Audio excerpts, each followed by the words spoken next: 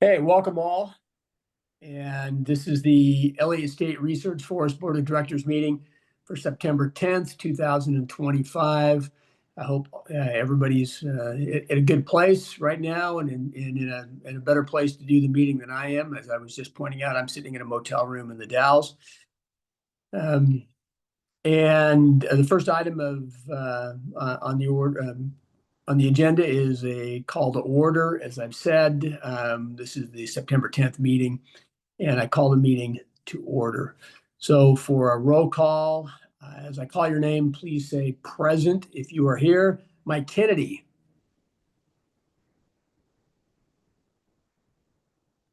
I am present. Excellent. Mike Wilson. Present. Melissa. Present. Perfect. Peyton.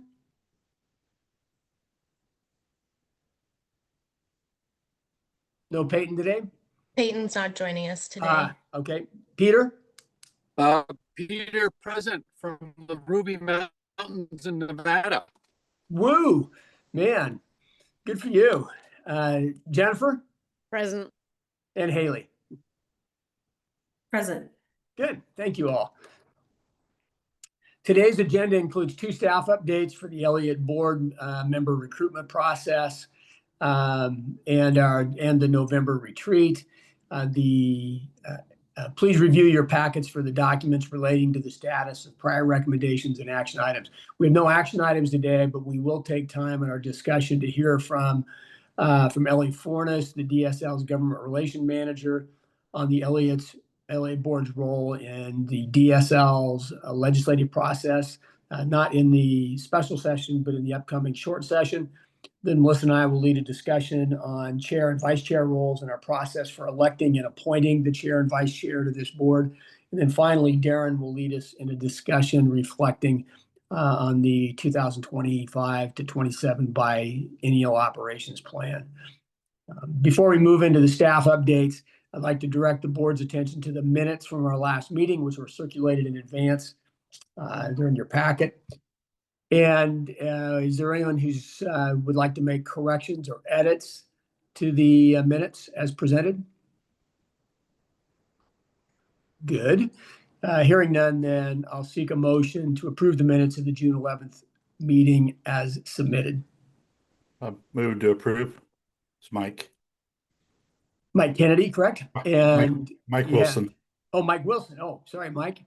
And then a second, please. Oh, second, it's Jennifer. Thanks, Jennifer. All those in favor of the motion to approve the minutes for June 11? Aye. Aye. Aye. Anybody who's opposed? Perfect, they're approved. Okay, there's a slight hiccup, as you may be aware, in the update for the Elliott State Research Forest Board appointment process and to fill in vacant and open seats. And Emma, this one belongs to you. Okay. Yeah, so as many of you know, we recently developed an internal process for the Elliott board appointments. This process builds on guidance that's outlined in our oversight structure, which was adopted by the State Land Board. So the recruitment committee, which includes the board chair and vice chair, so Keith and Melissa, is currently reviewing applications received for our upcoming October appointments. There were some technical issues with Workday, so we're doing additional outreach to ensure those that we did hear from have a complete application, and those that experience technical issues have the opportunity to submit their application. So the committee will then provide input to the DSL director, who's ultimately responsible for recommending applicants to the State Land Board. The Land Board will consider appointing or reappointing board members at their October 14th Land Board meeting. This year was a bit unique with our midterm vacancy, but in future years, the Workday posting and application will be open year-round, and applications will be reviewed in June for our standard appointments at the October Land Board meeting, and applications reviewed in January if we need to fill a midterm vacancy, and appointments will be made at the April Land Board meeting. There will be 3 board members up for appointment each year. Board members up for reappointment must submit their application materials by May 31st of the final year of their term to be considered for reappointment at that October land board meeting.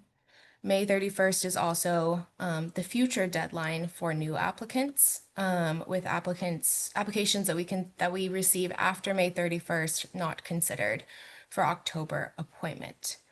So every year we will seek board input on what experience and expertise would help ensure full complement of board perspectives. DSM will then develop recruitment materials that are tailored to that expertise that you're seeking. And the board chair and vice chair will continue to serve on that recruitment committee, evaluating applications and provide their input to the DSL director in recommending appointments to the state land board. And I had a whole slide on this, but I'm happy to answer any questions that you guys have. Questions? Okay, hearing none. Thanks, Emma. Yeah, I can go straight into the retreat update as well. Okay, if you would, that'd be great. So we have November 12th through the 14th blocked on all of your calendars. Hopefully you should make sure on your individual calendars that it shows as a block for those 3 full days. We've reserved the Best Western in Lebanon, Oregon. The reason Lebanon was chosen was because Corvallis showed up as the highest ranked place for you all, and all the Corvallis hotels were booked. So Lebanon is our next best choice. The deadline for changes to attendance to the board, as well as your lodging needs, will be October 10th, and we will send out a Microsoft form next week that asks you to confirm your lodging needs as well as any dietary restrictions. Any questions for me on that?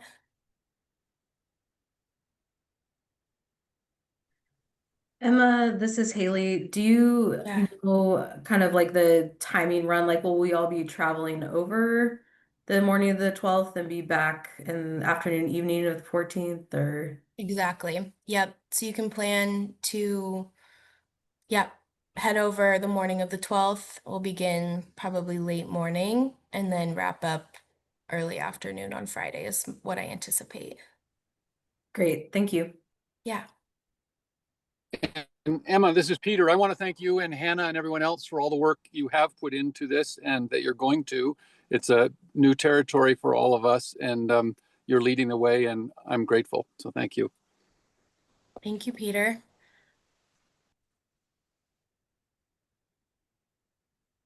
Further comments or questions?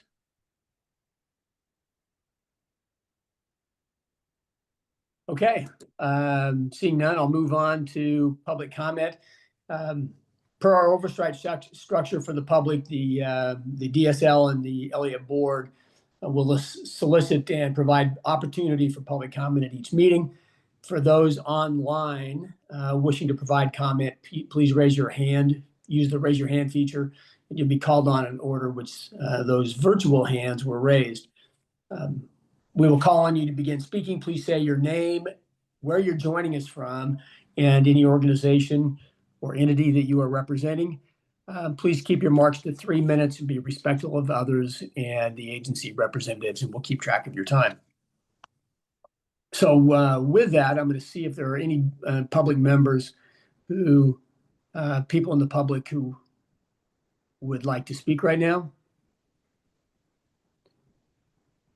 We are a bit ahead of schedule again. I will get better at anticipating the length of our agenda items.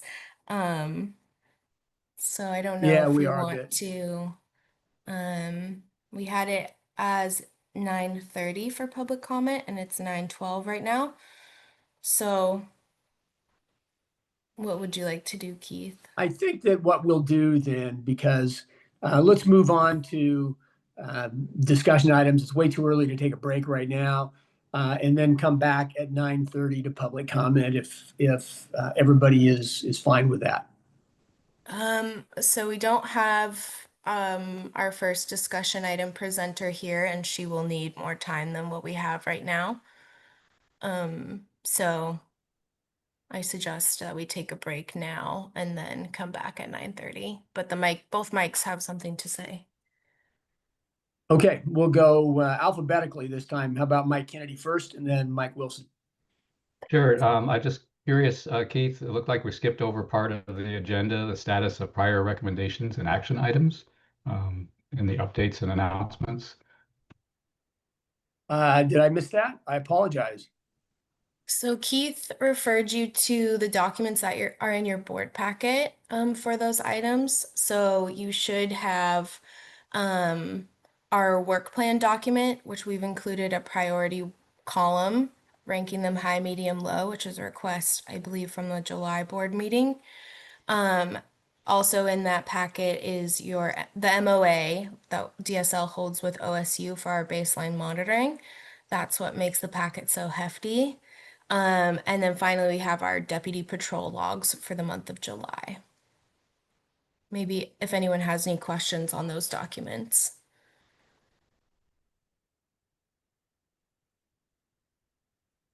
Questions? Does that meet your needs, Mike? Yeah, I just wanted to make sure we didn't skip anything. Okay. Thank Actually, you. this is Mike Peter. Wilson. Oh, go ahead, Mike. This is Peter. I'll go after you. Yeah, I was gonna follow up Emma later, but since we have some time, as far as the process for members, I know it goes to the land board, but will be notified in between there if those are going to the land board? Will you be notified if your application is going to the land board? Is that your question? Yeah, sorry, a little noisy. Yes, Oh, that's okay. or would you just realize it or be notified by the land board voting on it? No, you would receive another layer of outreach before we recommend you to the land board to just confirm that you're still interested. Okay, thank you. Yeah. Thank you. Yeah. And Mike, I think we were prepared to do that. I mean, we were prepared to move forward today, but we did have the workday hiccup that turned out where there were some people applying whose applications did not get to us. So we're going to have to go back and look at those, and then in the next bit of time, and then move forward from there. Yeah, that's nice. And talking with Emma, and she's very helpful, and she knows that I had my own technological troubles trying to get my application in. So yeah, it's great that you're doing that for folks. Okay, thanks. Peter. Yeah, I had two things that were tied to things in the packet, and if these fit here, great, and if they don't, that's no problem. At some point, it'd be great to get just a quick update on how the monitoring work is going, that we met those two energetic guys who were headed out to get it going, and getting a little update on what they've done and how the progress is would be great at some point. And the second one is in our last, I guess, second to last meeting, there were concerns from local neighbors to the Elliott that were tied to steps that could be taken with increasing those patrols. So wondering if Darren or anyone else had any comments about how are the patrols going? What's going on? Do the neighbors feel any better? Have some of those concerns been addressed? Where are we? So I don't assume those fit here, but at some point it'd be great to learn about both of those things. No, I think I'm going to see if we can get those to fit here. That doesn't make sense for us to do a 15-minute break when we started 15 minutes ago. So Darren or staff, if you have any information, I know we're a little out of order here, but let's fill the time efficiently. So if you can touch on Peter's questions about monitoring and what we know or don't know, or what OSU's learned or hasn't learned, and then about those concerns of our neighbors. And I think we talked briefly about that at the previous meeting, but if you can fill us in on any new information, staff, Darren, please do. Sure, I'm happy to jump in on that, and maybe I'll queue up Amy so I don't put her right off the spot here, because I think she may have talked more recently to the OSU those employees that are working on that monitoring equipment. So I might give her a chance to key up here in a minute. But I'll go first and take the follow up with the sheriff patrol and the neighbors and that. So I had passed that information on to the sheriff's office. From the people that we had heard out from the board meeting that we had back in June. Now that the sheriff's office is up to speed, actually getting out and doing patrol, I need to follow up and kind of now do a follow up with that and kind of see, because I haven't heard anything back from the neighbors or anything. I want to need to make a point of reaching out and kind of seeing what they've and confirm with the sheriff's office that they've actually made that, a good contact with them to follow up from that. So that's a follow up item for me. But just on another note, it's been real great to have unfortunately, we didn't get the August patrol log. I just got that, I think, yesterday. They were a little slow getting that out, so it didn't get out in time to get in the packet. So we do have that. We'll either can share that in a separate email or we can hold it to the next meeting unless people really want to see it before November.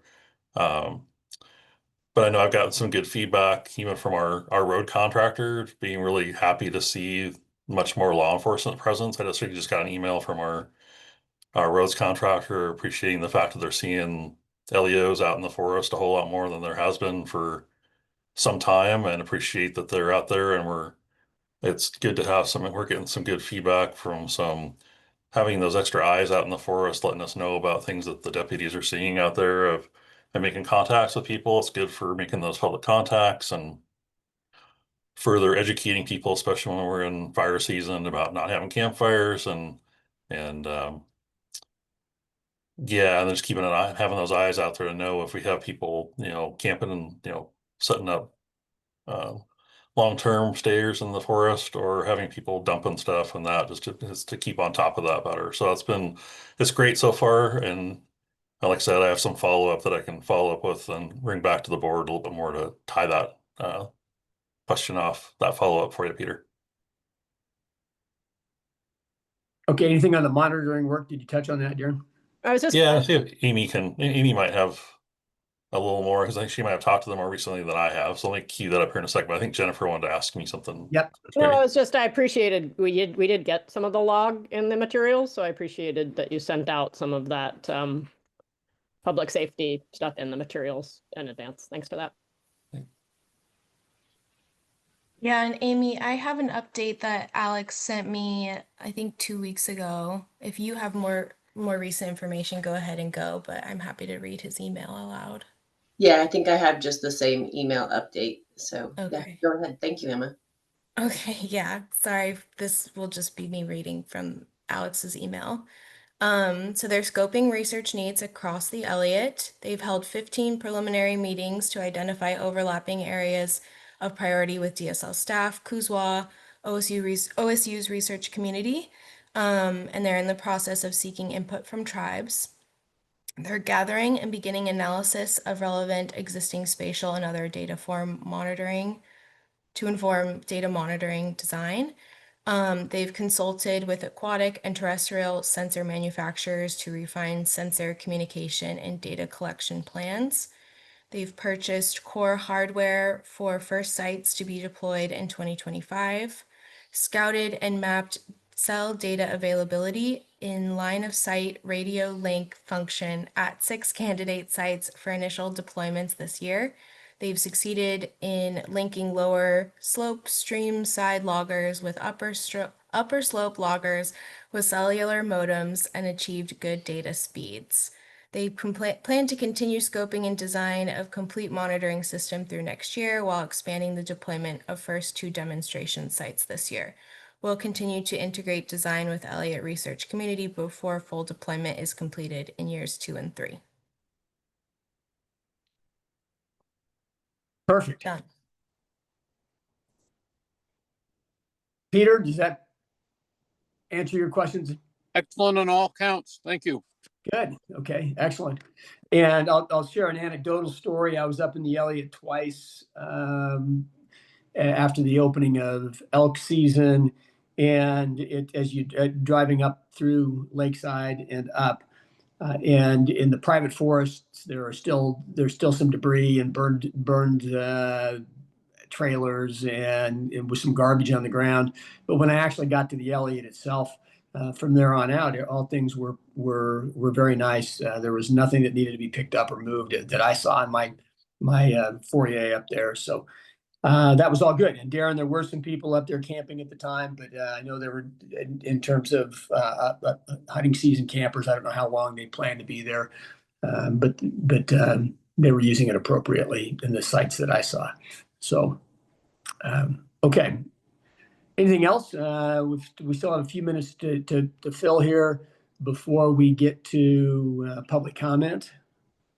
Trying to hold tight to the 9:30 timeline.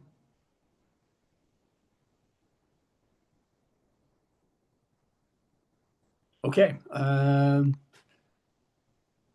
So let me go back over here. I'm jogging between screens here with apologies. And I've got wonky service. There we go.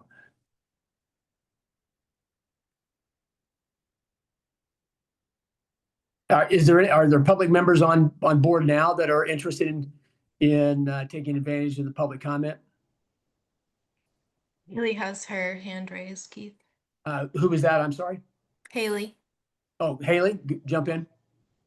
Yeah, I had a question again. It's okay if this isn't the space, but I was curious, a big point of discussion at our last meeting was getting the first harvest set up and flying those. And I was just wondering, I didn't see uh, an update and I totally could have missed it, but is there an update on how that is going and kind of where we're at in the process and anticipated time for releasing those initial sales?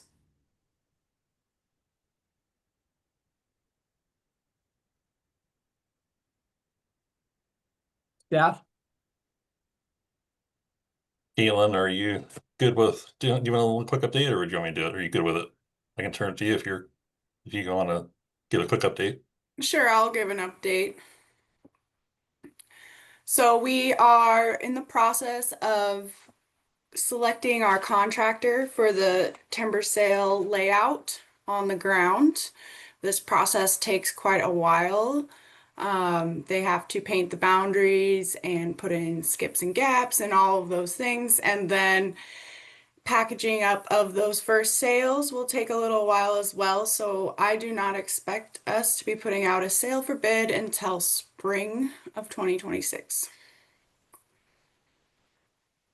Thanks for the update. Yeah, and Caitlin, if I can here, and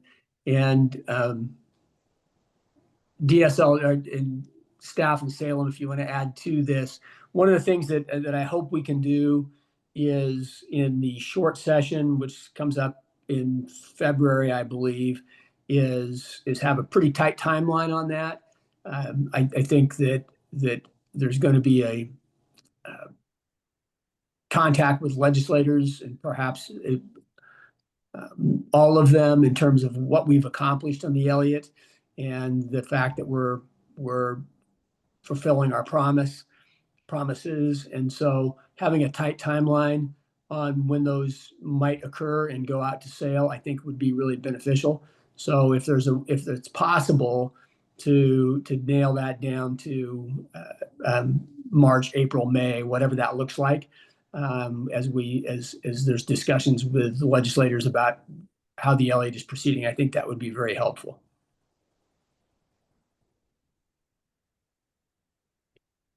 So by the February meeting, having a tight timeline, or are you talking about?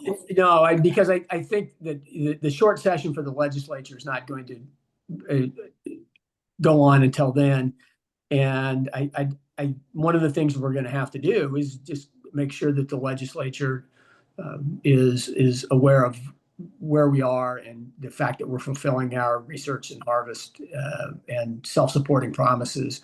So let's if as much as we can, I think it is advantageous rather than say nebulously that we're going to put these out for sale or contract soon. I think if we could narrow soon down to a month, I think that works for me, and I think for legislators, that works really well.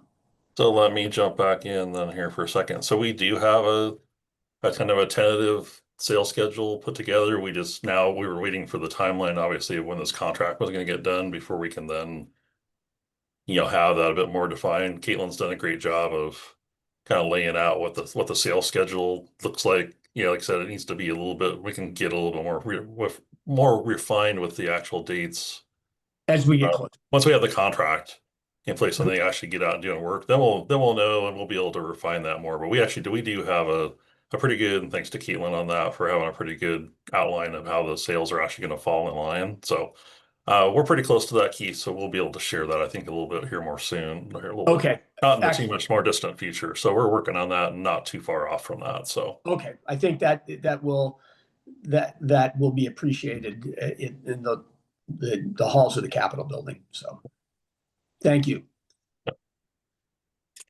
We are what, 2 minutes or 3 minutes short of 9:30. Keith, can I? Yeah, Sorry, go ahead. my Haley, jump hands in. up, but it might be hard to see. I just wanted. Yeah, it is. I see it now, but please jump in. Yeah, I just wanted to kind of expand on that. I think also it's really critical, I think, to the board's fiduciary duties to be really keyed in to kind of where things are at in the timber sales, fully acknowledging that you guys have so much process to stand up here for, particularly for this first one. So I say that less from a time pressure perspective, but more for just the board being tied into that really key component of the forest management. And then the second piece of that is I also think it is one of the more pertinent pieces for the public. There's a significant amount of the public who is very, very interested in this piece of the forest management.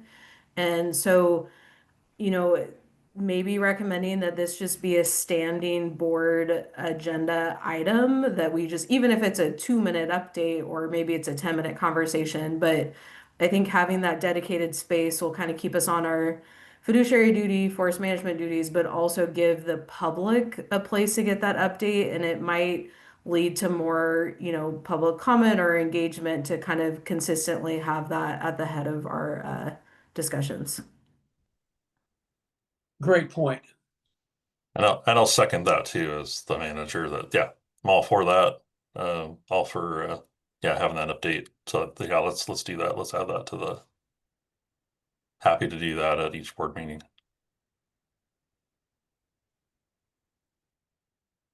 Okay. Public, I'm going to say that we are at 9:30 and close enough for Elliott work, I suppose. And so at this point, if there are members of the public who would like to take advantage of our public comment period of time, please raise your hand. If I don't see those, somebody alert me that they've been raised. And please hold yourself to respectful dialogue in 3 minutes.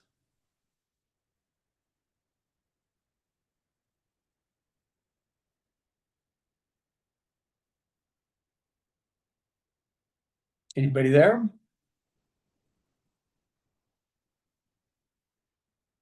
Okay. Seeing none, then I'll hold the option to return if we have someone who comes in and wants to make a comment. But let's move forward then. And let me get every time I move away from one screen to another, then I lose my agenda. And okay, so we've reviewed the board member appointment process. We've scheduled time for public comment with none taken. We're not yet to a break time, and I'm not sure we're deserving yet. So, Ellie, I'm going to roll on, if you don't mind, to our 10 o'clock item, which is a discussion of the Elliott and a presentation of the Elliott's board's role in the DSL legislative process, which we just touched on. So, Ellie, if So Keith, he's still Ellie's not not here? on yet, Okay, man. but we can move into another agenda item if Yeah, you'd like. let's do. Okay. So The next you'd item, like I know, let's just go on to the appointment process, or not the appointment process, the roles of the chair and vice chair and the appointment process. okay. Anybody with concerns about moving on to that now and coming back to Ellie when she's aboard? Okay, thanks. As you are all aware, this is an issue that's come up because we weren't in the foundational documents weren't precisely clear on how we wish to do this. and how long, and appoint chair and vice chair, what those roles reasonably look like. And although Melissa has a document that I think I've shared that I think makes great sense. And then especially what those terms should be, 1 year or 2 years for the appointments to president and vice president. And then a separate issue to be discussed would be if we have new board members who come in. If we're going to rotate those positions, excuse me, then do we rotate brand new board members into those positions if that or chance occurs, or do we tweak the rotational schedule to give brand new board members who might have been on a very short period of time a chance to in the future get to know the Elliott and our processes before they step into the position of chair or vice chair. So I'd ask for comments on that. I had one comment that said, let's discuss this in September. Here we are.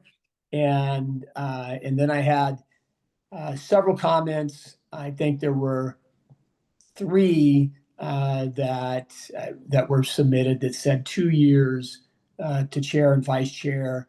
And then with one included the idea that the vice chair then be given the option of whether they wish to step into the chair's role. If you have a vice chair for 2 years and they automatically step into the chair role, then they might have a 4-year assignment in leadership, which may or may not be a problem. But I just wanted to bring that up. So I'm going to open this up, and then I have the names listed here. I have your names, and then I'll give you a chance to make comment here about primarily the length of term for officers and the process of selecting those officers. And I'll cover both of those in your comments if you wish. And so I'm going to start at the bottom of my list, just as I was writing people down this morning. So Haley, that puts you up first if you'd like to comment on those 2 issues. Yeah, I had a clarifying question first. The document that you sent out is titled Duties of Elliott State Research Forest Advisory Committee Chair and Vice Chair. I believe that's the one, yeah. Okay, so we're referring to the actual board chair and vice chair. That's what the document was articulating, not subcommittee chairs and vice chairs. Yeah, that's the way I read it.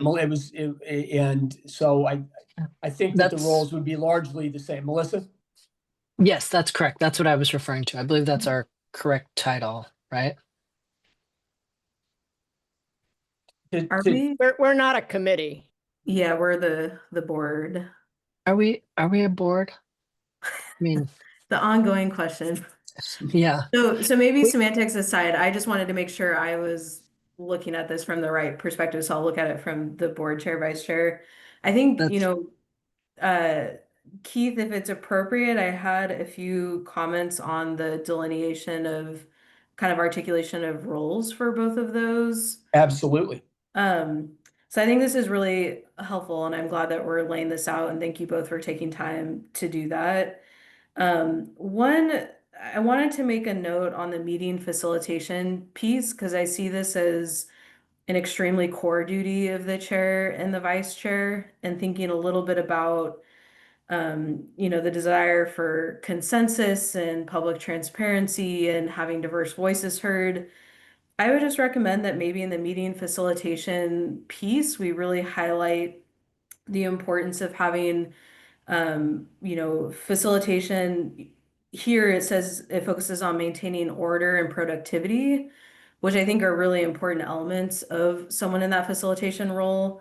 But I think it's also really critical that facilitators are focused on making sure all voices are heard and acknowledged, pausing throughout the agenda to give people time who might not be as quick of processors to have a few seconds to see if they have a question and raise a question. And really that, facilitating with different communication styles in mind, and just being observant of trying to pull out perspectives of all people around the table, and whether that's in board meetings or kind of outside of that context. And then another, piece is maybe just like occasional check-ins with board members to see how they're doing, how they feel, meetings are going, facilitation, just to make sure that there's ideas of the board kind of interjected in that. And then the Okay. second piece I had on that is it seems like maybe, and I might have this wrong, but that board development is not identified as a staff role, but more should be self-directed by the board of directors. So I think wherever board development lies, like in a lot of organizations, the executive director leads that with a chair and vice chair. I don't know what the intention here is, but I want to make sure that board development is front and center. And so whether that lives in staff or whether that should live in one of these kind of board vice chair roles. Okay, so I'll offer anybody with comments on to Haley's great points there. Yeah, I do. This is Jennifer. I just want to echo what Haley said, really. So just kind of about the facilitation being about all of the diverse voices. I'm sorry, my camera's off. I'm looking after a puppy, and you really don't need to see all that. Yeah, and also I think in addition, I would just also say the ongoing, consultation with staff and sort of investing, time in really building that bridge and maintaining that between the staff and the board.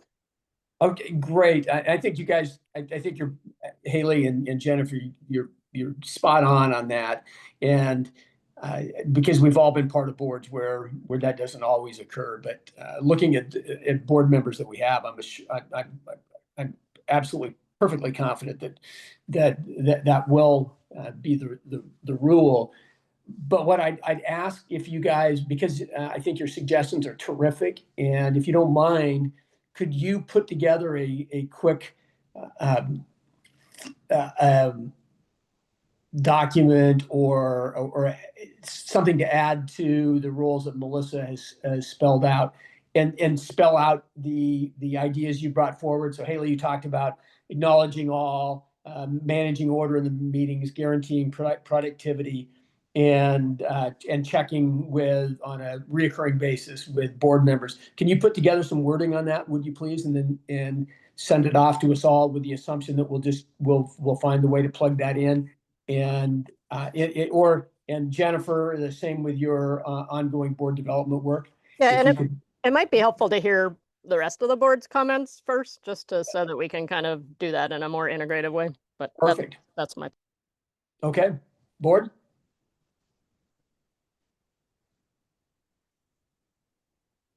There you go. So it might be. Wait, I have a few. Oh, go ahead, Peter. I'm sorry. I was waiting for the gap. So here are just a few quick thoughts, and they overlap a bunch of them.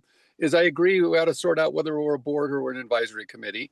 I really liked the section there about decision making, because it seems like we're setting norms, and I think setting a goal of working by consensus is important. And I'm not sure where we are on how we've settled on how we're going to make decisions, but I'm a big fan of, if at all possible, try to find some way other than a majority vote. I think on the follow through piece, I think there ought to be something in there would be like, lead the board in assessing its impact and effectiveness. So a sense of accountability. So whether it's once a year or something, saying like, we said we're going to do this, how are we doing? So I think having a sense of accountability is a key part of a strong culture. And also I think a thing that kind of is implied in there, but it's important, is helping the board stay within its lane, so that we're not sticking our nose in stuff that staff's doing, but also that we are doing the stuff that the staff needs us to do. So I think that's a key role that ought to be called out. And a piece that is really backing up what Haley and Jennifer both said is kind of monitoring and support board member engagement and perspectives. And I'm thinking particularly people who are quieter, and having a sense like, how is this person feeling about their engagement with this? We all have that responsibility, but I think the chair and the board chair. And then I think another question that's raised here is this board self-perpetuating, or is it somebody else's job to perpetuate the board? Because I think that actually creates different outcomes and is actually a real sign of what kind of a board we want to be.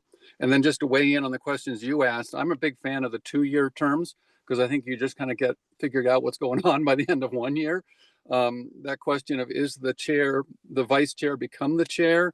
I think that's a thing we ought to figure out, and I think it could go either way. But also, I think instead of having the vice chair's role be only fill in if the chair's not available, I've seen good boards that work well where there's some distinct tasks. For instance, as someone mentioned, the board recruitment could be a task that is called out not to the chair and vice chair, but that's a vice chair role because they're going to inherit working with those people.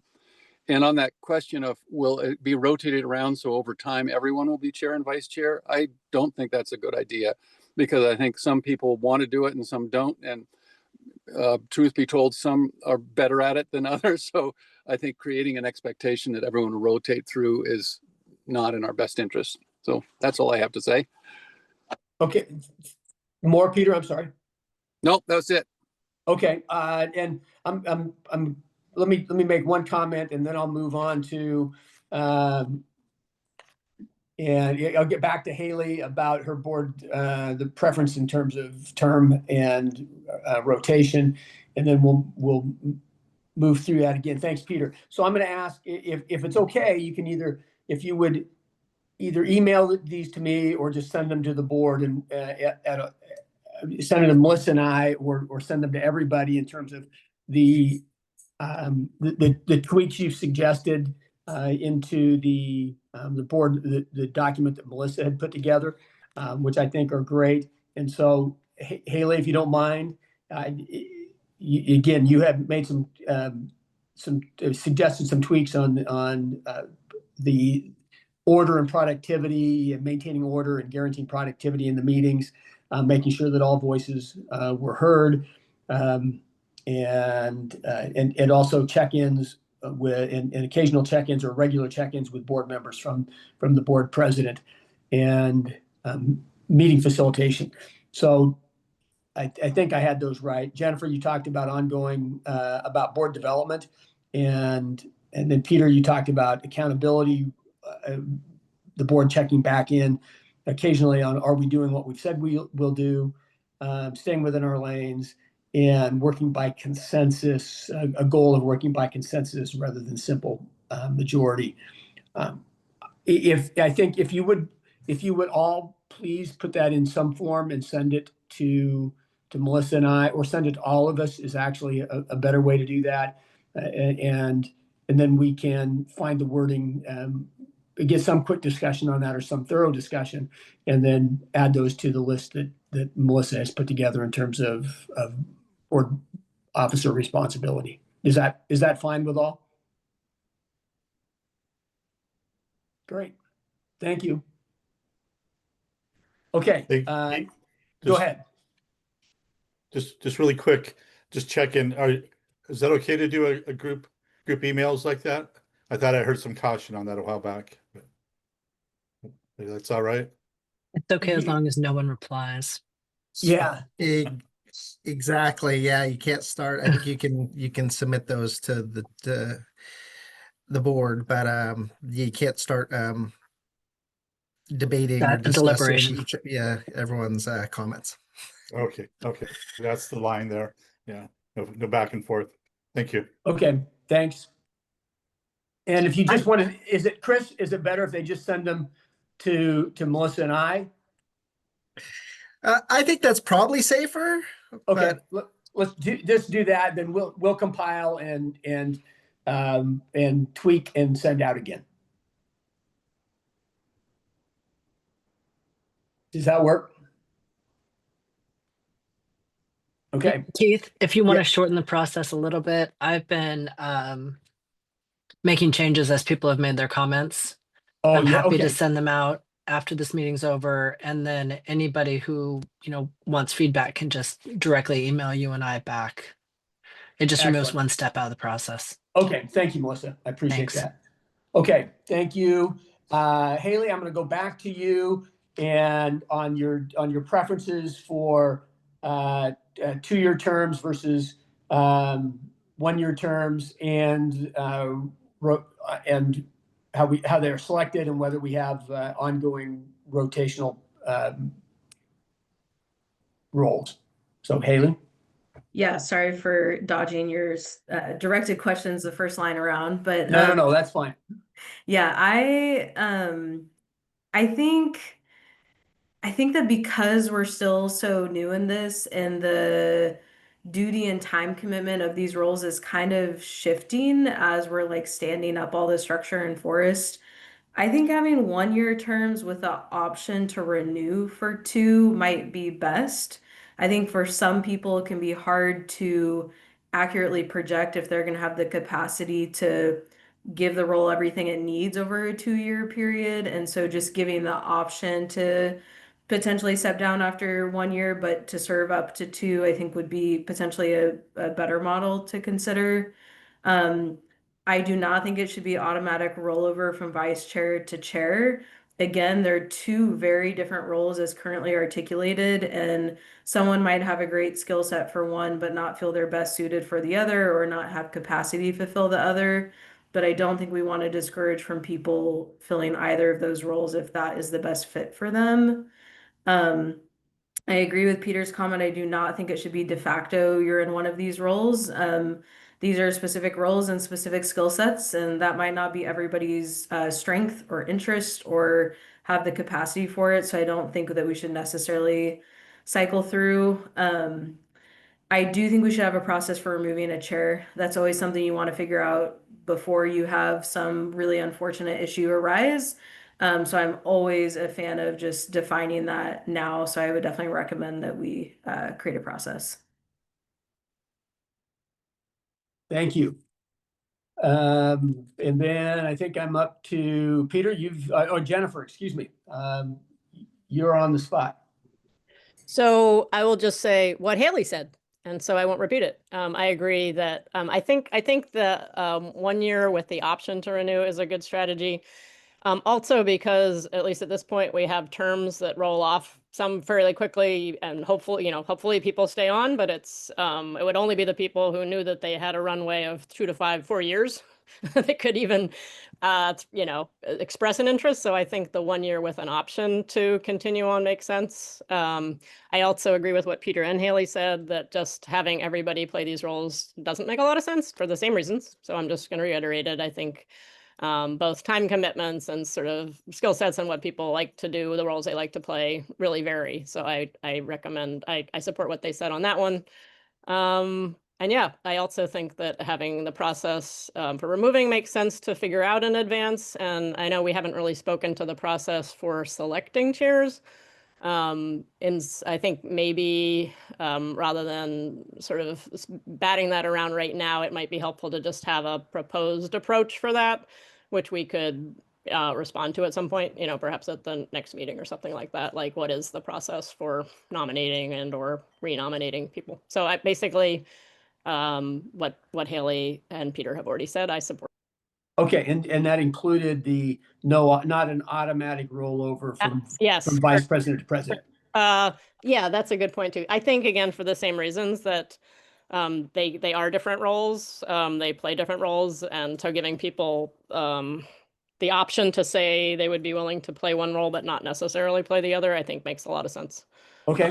Sort of folds in with some of the other factors that I identified as well in terms of time commitments and things like that. Okay, thank you. Melissa?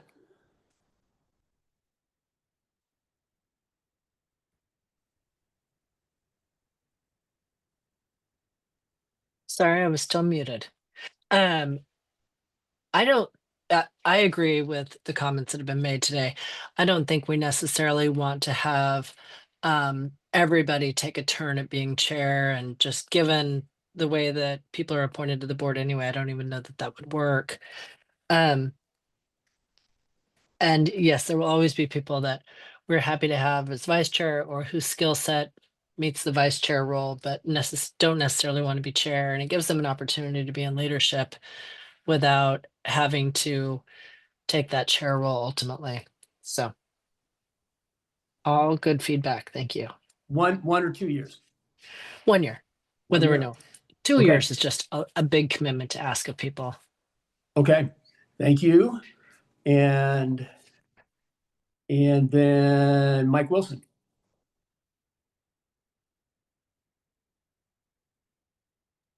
I'm sorry. I didn't have a hand. I don't have any comments.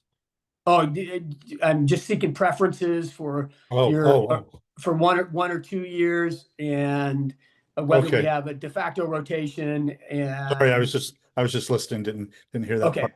Yeah, what I've heard is it sounds, the feedback I've heard sounds right in line with what I'm thinking.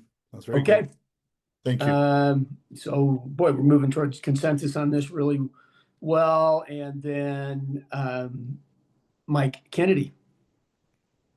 Yeah, you're moving right along on consensus. I agree with what I've heard so far too.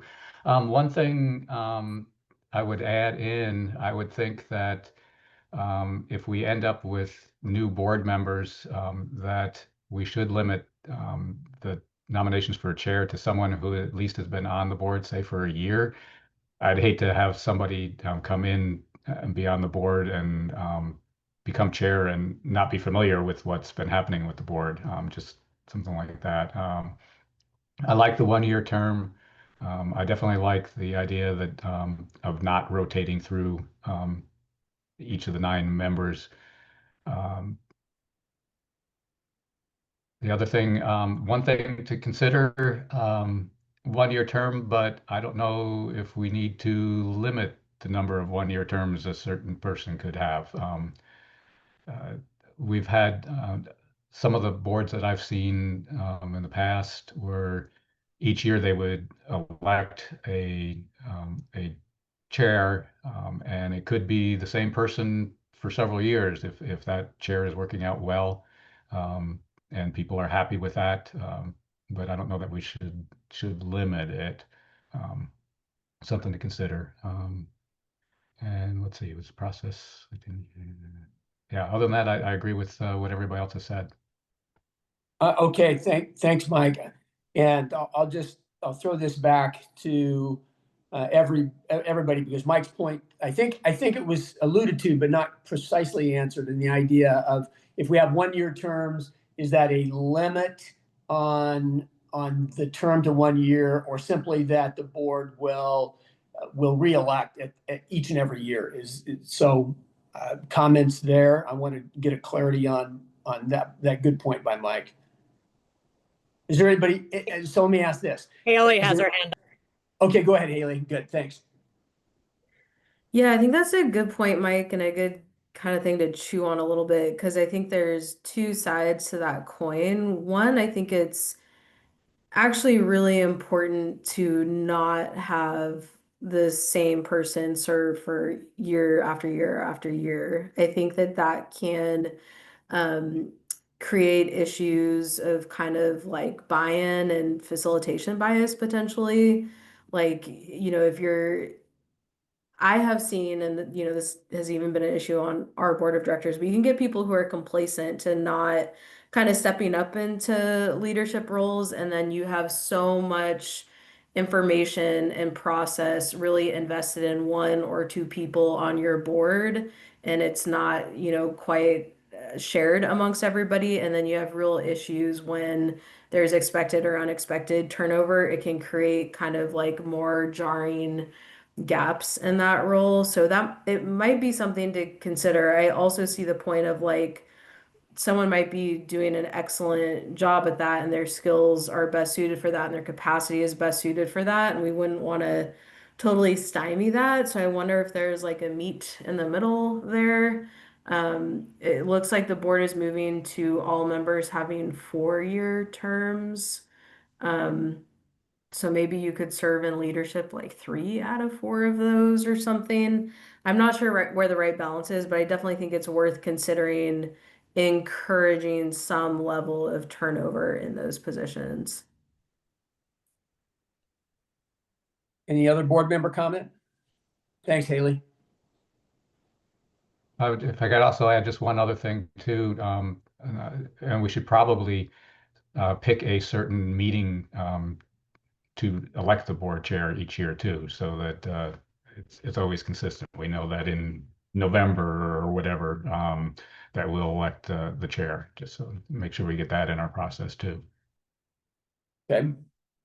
I'd suggest on that, it's just the last meeting of the calendar year with the roles to begin with on January 1st. So, thanks. That's it. But I think we need to actually give a date for that or give a regular meeting for that. Thank you. Any other comments there on the idea of whether they can, if we go 1 year, board members can serve more than once and be reelected by the board? Haley has said that maybe, I think, Haley, reading between the lines, I think you were saying that maybe for 2 years, but you'd be opposed if it was if it was long term, simply reelecting the same president each and every year. Is that what I'm hearing? Yeah, I think that it is good to have some turnover in that position and also just encourage other people to be vested at that level. Something to consider too might be the intention of this board of directors is specifically to kind of interject kind of diverse opinions and perspectives on the oversight of the forests. And so kind of in alignment with those values, I think you're going to want turnover and diversity in your leadership of the board. Okay. So with that leaves, I've spoken to Peyton, or we've emailed on that. I'll get her input, but it's clear. I would prefer that those are 2-year terms, but it looks that there's consensus here. We're developing a consensus toward 1 year, and with no de facto rotation and no automatic rollover from vice president to president, and then with the option of reappointing or reelecting a president, but with a limit on how many, perhaps a 2-year limit on that term, which I think satisfies Haley's concerns. And so I think that's the consensus where we're at. Again, I'll be glad just to move I'd prefer presidents have 2-year terms, but I'd clearly go with the flow here and do that. So we have with that, then there's a real consensus. And what other than whether we can reelect for more than reelect to a limited number of terms, the president, which a little further discussion there. Haley's commented on that. Is there anyone else who, if we would consider, or how would you feel if that was a 1 year election with a 2-year maximum for president? Yeah, I like that. I like the comments. Yeah, and I agree. I've been on boards, committees where there's the chair is doing a good job, and we're just kind of it works, and they're a good person for that position, and nobody else is able to, time commitment or whatever, and to step into that, so we go with it.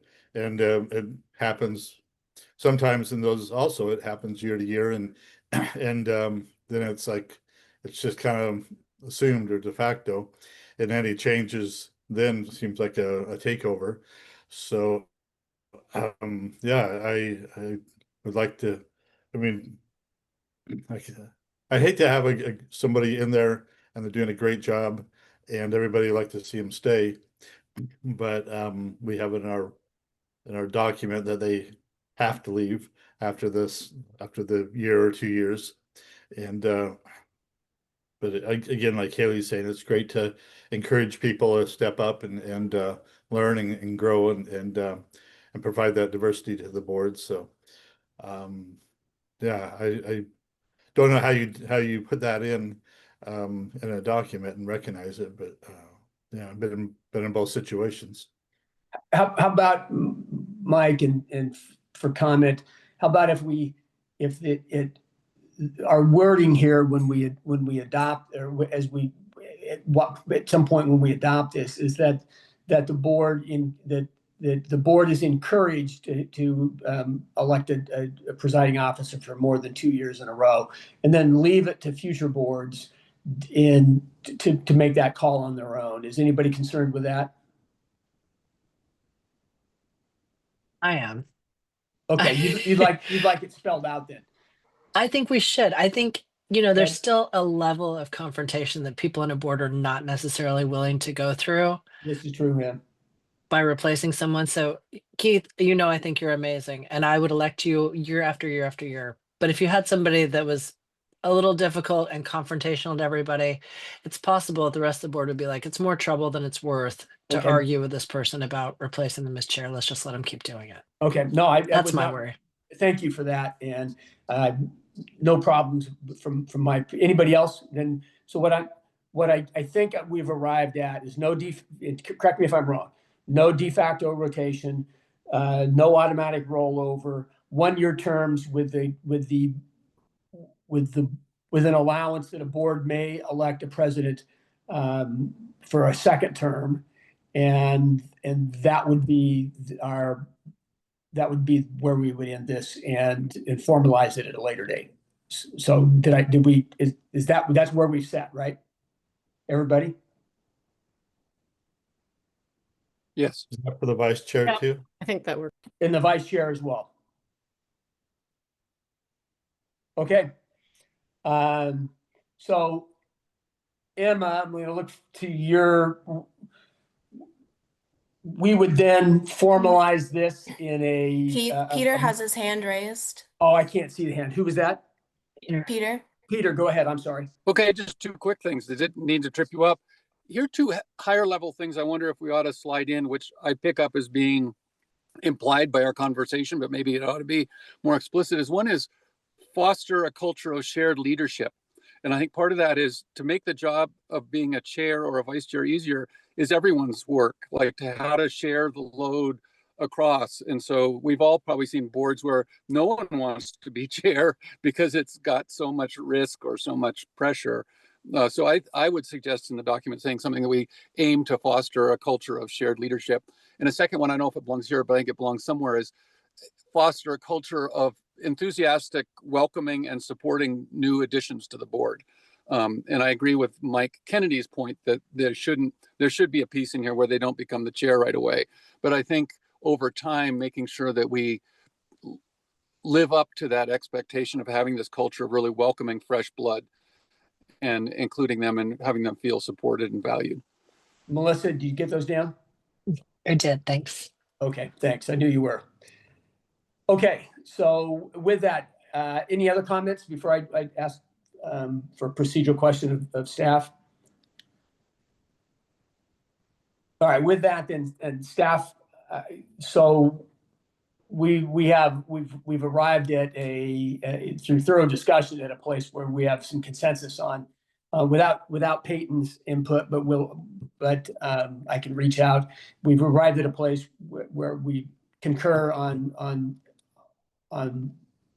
the structure and the process for electing the board officers and how long they might serve, and also some emphasis on what they will seek or work towards in terms of the full board. How do we adopt that then through a formal vote? We can't do it now.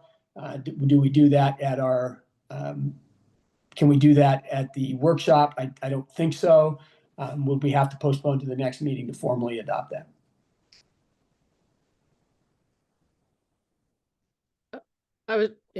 We can't do it today because we have no action items. Is that it? That this wasn't an action item? Right. And there will be a board meeting session, I think, in November as well. Is that right, Emma? So I mean, that would be a place that one could do it.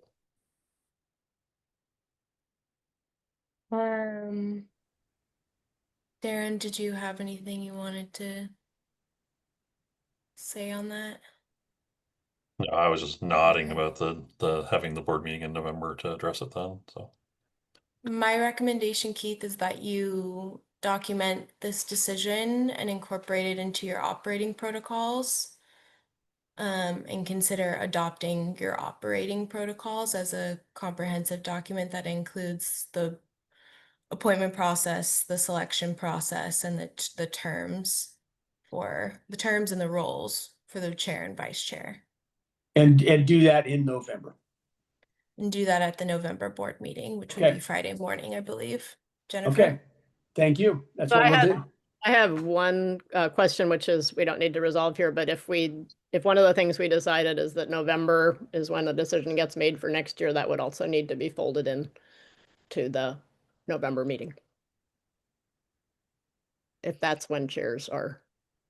When they would, when the role, the roles would change.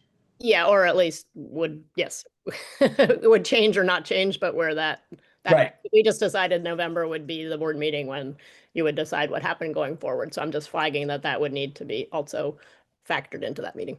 Okay, and that's not a discussion we had, but I assumed is just in previous experience that roles would roll in the beginning of a new year, but theoretically, there's no reason why those couldn't change with the last meeting. No, sorry, Keith. I think I'm just supporting what you had said, which was that the decision would be made in November. Right, okay. If the new roles or not new roles, depending, starting at the beginning of the year. So I was just saying that you would need to decide that in this November in order for that, the first of the year to be when things rolled. Okay, got it. Okay, there we go. Okay, that's what we'll do. We'll put that on the agenda, and we will discuss and adopt or seek adoption. Moving forward, anything else? Okay. Where were we? Were we with the legislative discussion? Is that right? So two things. It looks like we did have public comment. I'm not sure if that person is still on and would like to take 3 minutes to share. Yeah, if and they then we are, also skipped our break, or we moved through our break. So I don't know if folks want to have a 15-minute break before we move into our legislative discussion. But first, is that person who had public comment still here?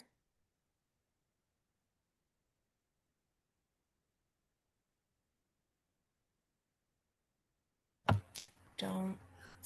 Oh, Hi, this is Fergus. Can you hear me? hi, yeah, hi yes. Fergus. Give us your full name, where you are, and who you represent. Fergus McLean. I'm in Dexter. Yeah, I have kind of an iffy link. I was trying to get on, and I apparently had the wrong telephone number. The force has asked for feedback on the comments on the BOP process, and I thought I'd share mine with you very briefly. In my comments, which are the last ones in the listing, I referenced Chapter 6 of the Forest Plan with the emphasis on ground testing, ecological forestry against industrial forestry practices. Pages 6 through 19 of the Forest Plan. That comment was ignored. I talked about the importance of applying the scientific method to operational principles regarding everything as testable hypotheses, because the current logging practices are based on basically corn farming, and over the past 40 years, scientists have developed the ecological forestry approach, which sees forestry as forest harvest as an element of the overall ecosystem function. Which means genuine questioning of every operational principle that you use on the forest. Not that that has to be done in every case, but it's just should be a fundamental driving principle of this research forest, that practices are regarded as testable hypotheses and not as given doctrine. That comment was ignored. I pointed out that on page 622 of the Forest Plan, it states that harvest in extensive units does not have to be limited to 50%, as is done in the BOP. In fact, the principles of ecological forestry tend toward a much higher level of harvest because you're trying to regenerate a new kind of stand. That comment was ignored. Then I went into a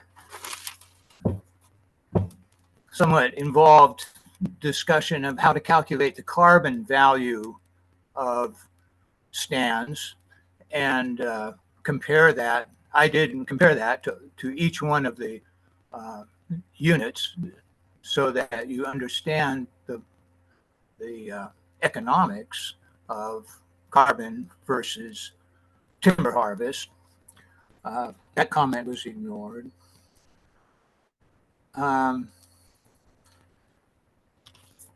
It was unfortunate because I'm afraid that this board. Remember 3 minutes, please. I'm sorry. How much am my time up? I didn't put a time on you. I don't have a watch, but I was just reminding you that 3 minutes was our intent. Okay, okay. Let me just wrap up here. I'm just afraid that the board, you've been thrown into a brutal market. You've been told that your operation has to be self-supporting, that you will get no more funding from the state legislature. And yet, when an outsider presents possible improvements in forest practices, it's met with bureaucratic responses. You know, this is a tough market. It's not going to be easy for you guys to break even, and you need to be flexible. And when somebody comes to you and suggests ways to improve your practices, then you need to deal with that. And my final comment is that, as I've said before, this is a very complicated structure you're trying to work with and make sense out of here. And I think only this board has the ability to pull all these elements together. And I'm just hoping for the empowerment of this board. Thank you for the opportunity to interject here. I appreciate it. Yeah, thank you for your comments, Fergus. Any other members of the public?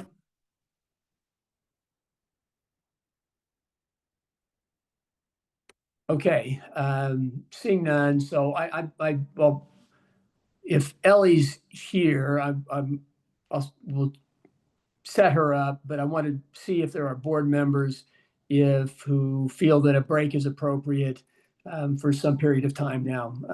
If you are, again, I'm not seeing hands raised, so just jump in and say if you need a break, and unless there's most of us who'd like to take a break, I'm going to suggest we roll forward and into Ellie's presentation.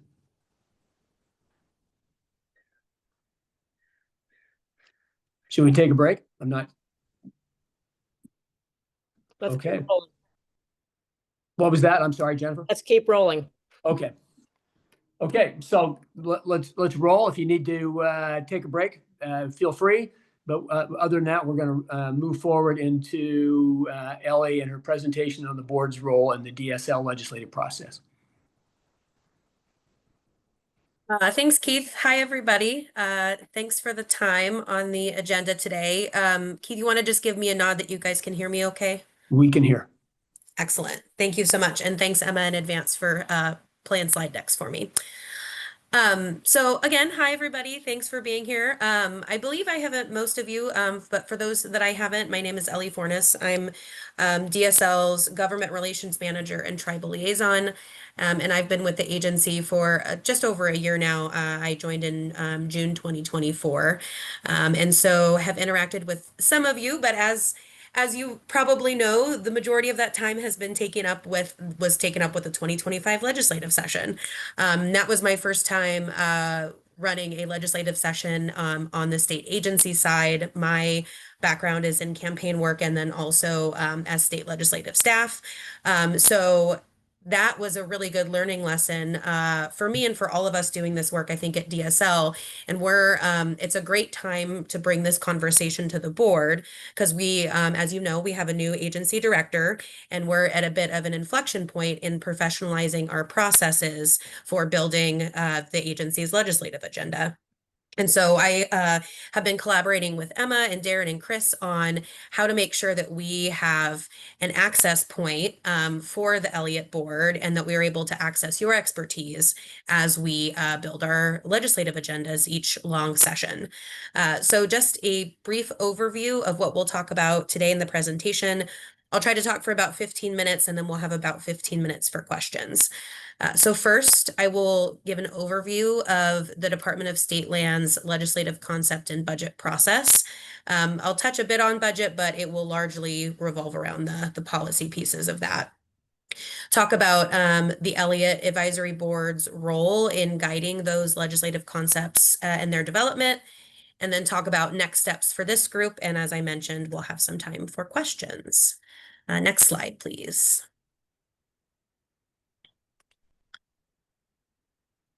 All right, so an overview of the process, and no need to kind of scramble to read this as I'm talking. I'm using this as a visual to read through it with y'all, and then the Elliott team will have this in case their folks want to reference it later in the future. So first off, to kind of understand some sideboards that we all are operating under. So state agencies are limited to introducing bills in long legislative sessions only. And so those are the odd years.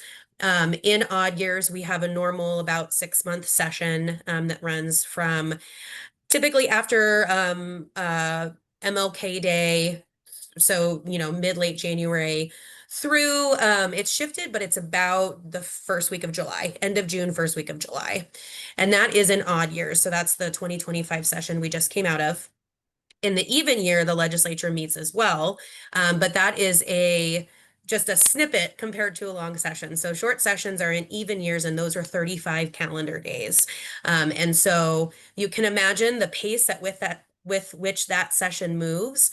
And it's really seen more as a mid-biennium budget session in which agencies come in to rebalance budget needs. Oregon operates on as you probably know, a 2-year biennial budget. So agencies, given it's intended to be a budget session, agencies do not bring their own legislative concepts to short sessions. So for the context of today's conversation, there may be some engagement that we want to do together to socialize all the good work you're doing in the short session, but concept development will be for long sessions only. And this process takes a very long time. As you see here, it takes a minimum of 16 months to fully build the department's legislative agenda. That includes budget and all of the legislative concepts that accompany that. So it's a very long process and a lot of work, and a lot of decision makers are involved in that process. I thought it might be helpful as we talk about next steps for you all to kind of have a general overview of what that timeline looks like for the department. And so that's what you'll see here. So you can imagine this is happening now in real time. We're in September, so this is starting in 2025 in preparation for the 2027 long session, which is kind of crazy. So right now we're September to December, and that is a phase where we identify the agency's needs for all of the programs, budget, thinking ahead for our next biennial budget and figuring out what policy pieces will accompany that. And then in January of 2026, that's when we will have the agency's agenda finalized. And so there's a lot of conversation with program teams and with DSL leadership and the land board that happens in that time. And then in March, so March 2026, that is when bill language has been drafted and the agency's request budget, we call it the ARB, development is happening. And so that work typically goes in tandem. If you have a legislative concept that will need funding to support it, whether that be just straight up funding or that is staff capacity, we call that a POP. And so policy option package may accompany that in the budget. Next slide, please. Again, taking us through 2026. In April, that's when the agency, we submit our LCs. That's an abbreviation for legislative concept. Before it is filed as a bill, it's an LC. It's just a proposed bill, essentially. So in April, we submit those to the Department of Administrative Services, which is the agency that actually files the bills for the executive branch. And so DAS is considering filing that as a governor bill, and that ARB, the request budget, is shared with the state land board, typically at the April meeting.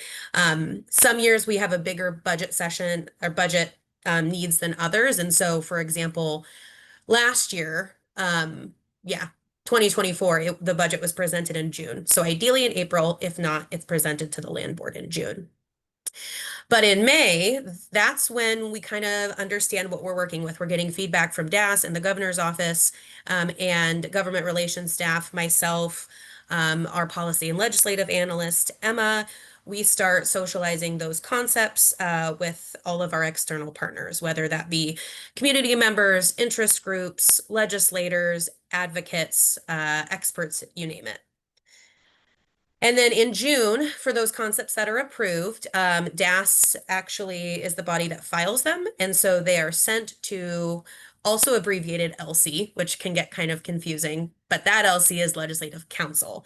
And that is the legislative branch's team of lawyers that actually write ideas into laws, into bill language. And so that drafting process begins for the legal language.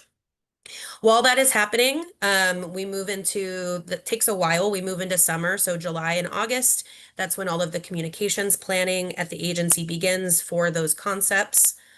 In September of 2026, our final agency request budget will be published. And that is the month that Legislative Council begins returning the first draft of bill language. And so that, if we were to have a concept revolving around the Elliott at any point in DSL's future, that's a time that we would come to the board and start, probably Emma, I would work with Emma, who would work with you all to start looking at that language and what it means to you. We have one round of revisions for language with Legislative Council. They run a tight ship. Every long session, Legislative Council is always far beyond their capacity. And so it's really important that agencies play a specific role earlier in the process so that that drafting can happen efficiently, and then the legislators can come in and make their requests. So we do that round of revisions, and then between October through December of the even year, that is when those legislative concepts are formally filed as an agency/governor bill. So it's a governor bill on behalf of the agency. And by December, that is also when the governor's recommended budget comes out. And that becomes public to everyone. And that's what we advocate for during the long session. And that takes us to January of 2027, and the long legislative session begins. And then we go through 6 months of work to try to get those bills and that budget passed. Next slide, please. So let's talk about your role in guiding the development of those legislative concepts. So as a team of experts and representatives of your industries and your respective constituencies, you as a board may identify policy or logistical challenges or opportunities that will affect the Elliott's function as a program of the Department of State Lands. And that insight is incredibly valuable to us. So those insights can be shared with DSL staff. Please feel free to make Emma your main point of contact for legislative matters, and she'll be a conduit to me. And then that insight might be integrated into our legislative proposals and our budget requests. And so you as a body are a critical partner in this work, and thank you in advance for all the work we will do together in the future for a few key reasons. So first off, y'all are subject matter experts, right? As I said, you all represent a different voice for a shared resource, a really special place. And that expertise and lived experience really matters in making sure we're running the forest in a way that's consistent with our shared values. You bring a community voice, and that is local needs, and that's also, think about the timber community or the environmental conservation community, different voices at the table. you have that big picture thinking. I don't have capacity to attend every Elliott board meeting. I keep in close contact with Darren and Emma, but it's one of many programs I support. So I need you all to help me see how your immediate needs fit into the larger vision of the work that you're doing. And lastly, you are trusted messengers. You know this forest better than anyone else, and you have dedicated your time and attention to it. And that message needs to be shared with the legislature. And I can't do it the way you can. And so I would love to work with the board and with Emma to kind of make a more formal process for how we can make sure that we are bringing you into the Capitol at the right time as a group of trusted messengers. Next slide, please. Just a note that it's kind of clear, but just that many internal and external factors do go into determining DSL's legislative agenda and our budget. So this is just to name a few. So some of those factors are the ongoing planning that we do internally at DSL for the Elliott program. Those are conversations I have with Darren and Chris and Emma.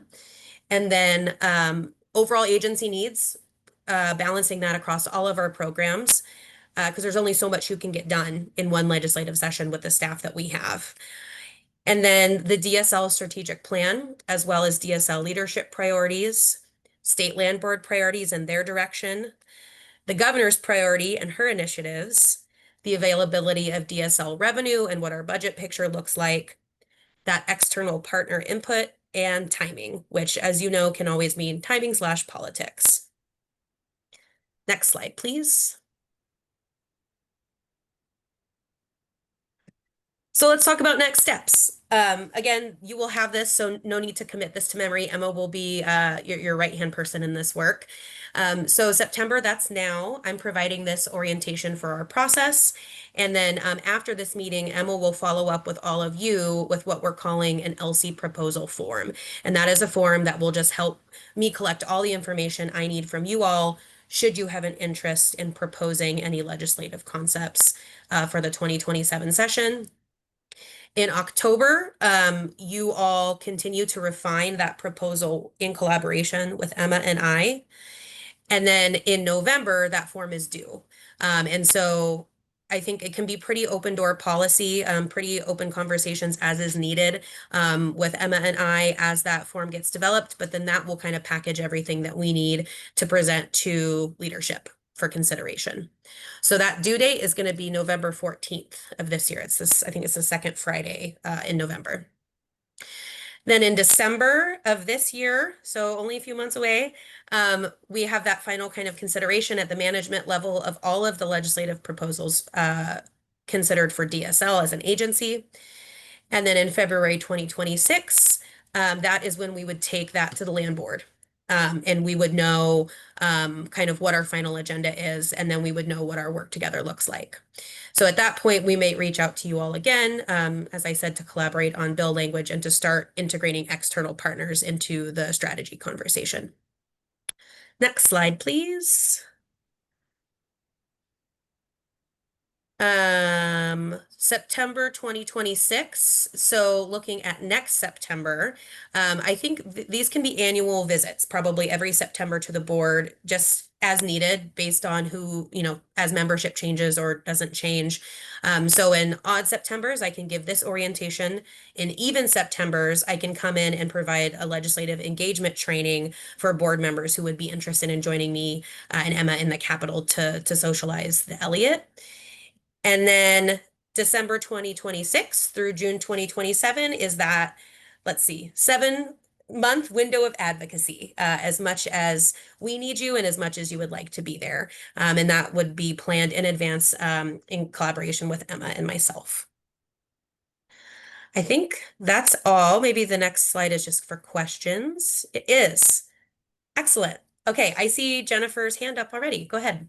Yeah, hey, thanks, Ellie. This was super helpful. I've kind of Yeah. looked through some of this before, but you really laid it out really well. So thanks for that. My question was that, given that we don't have another board meeting until right before November 14th, I'm just sort of curious about how, is there a best practice for how input is provided in the next time frame given between now and November 14th on the concepts? Yeah, thanks, Jennifer. That's a great question. And I am not as familiar with, how the board communicates outside of formal board meetings and what those requirements or restrictions are for public meetings versus not. So I think that's probably something that Emma and I are going to have to work out together. Emma, I don't know if you have any initial thoughts right now, but it could look like collecting thoughts from board members individually, or maybe creating a shared document space. I'm not sure, but Emma, I don't know if you have any thoughts on that. I like the idea of creating a shared document space for a lot of reasons. I think we could do small group work group sessions like we've done with other topics to work through things and then have more concrete ideas by November. But I'm open to board member ideas too. Keith? Does a shared document look like serial communication though? I think a shared document like platform, like box where documents maybe aren't editable would be different than us all engaging in a shared document. Yeah, and I think this is new, right? As I heard when I joined earlier, we're all in a new space, and so we'll see how it works, and we'll refine it over time. Jennifer, I wanted y'all to have access to the process now, but the first one's a little bit of a short timeline. So by the time we get it in the cycle, I think we will have space in board meetings prior to September to talk through that kind of stuff. Yeah. Yeah, Keith. Yeah, hi, Ellie, and thanks for your presentation. And I don't think you touched on this, and maybe I missed it. So you're aware of my interest in making sure we reach out to the legislature in the SOAR session coming up about the sort of proactively reminding them that we're doing what we've promised to do. And Caitlin and I spoke about this as well.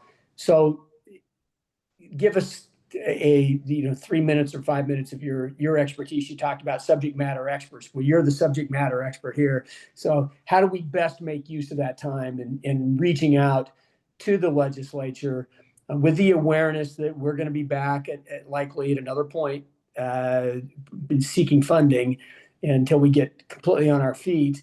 And so how do we best do that? Give us the 40,000 foot view in a few minutes, if you would, please. Yeah, thank you, Keith. Great question. So yes, director level, let me know, and I definitely want to work with you and any board members, honestly, that want to participate directly in advocacy, because DSL can't bring concepts in the short session. That time is just for us to share whatever message we want to share with the legislature, and so I think it's a really open-ended opportunity. I would like to, so kind of the timing of that is, I'm trying something new at DSL this year where we do, regardless of the legislative cycle, once a quarter, I do planning sessions for rulemaking and legislative policy needs with each DSL program. So I actually had the first one yesterday with Darren and with Emma, and it went really well. And so that is a space that we will use to figure out what are our key messages. Once I've finished all of those meetings with individual programs, I'm going to outline a communications and strategy plan for each DSL program, the Elliott being one of those. So I'm thinking for having that comms plan done will probably be early December, late November at the earliest, I would say. And so in that, I will outline what written communications we want to do, right? So letters, who the letters would go to. But as you all probably know, in-person connection is the most valuable. And so we want to do some written, but we want to follow up with meetings. And so we want to come to the legislature where they are when they're all in the same place. So that looks like legislative days leading up to the short session and then during the short session. Right. And the comms plan will lay all that out. So Keith, I will probably work on that comms plan with Allie and then turn it around to you all to take a look at and give me feedback on. That's perfect. Thank you. Yeah, and the quick and dirty is, so we have September legislative days is the next one that's coming up, and that's the very last few days of September through October 1st. So that's an opportunity for us to do work together. Then we'll have December legislative days. then we'll have, or no, sorry, November, then January, then we have the short session. So those are kind of our opportunities for engagement. Perfect. Thank you. Yeah. Let's see, I'm going to scroll through for hands. Okay. I don't see any other hands. Does anyone have any other questions?